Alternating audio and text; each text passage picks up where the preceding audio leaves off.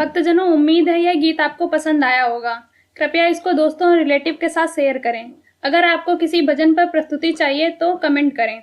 हम आपके लिए इस चैनल पर उस भजन को प्रस्तुत करने का प्रयास करेंगे। अगर आपने हमारे YouTube चैनल को सब्सक्राइब नहीं किया है तो तुरंत सब्सक्राइब करें और बेल आइकन दबाना बिल्कुल ना भूलें। धन्यवाद।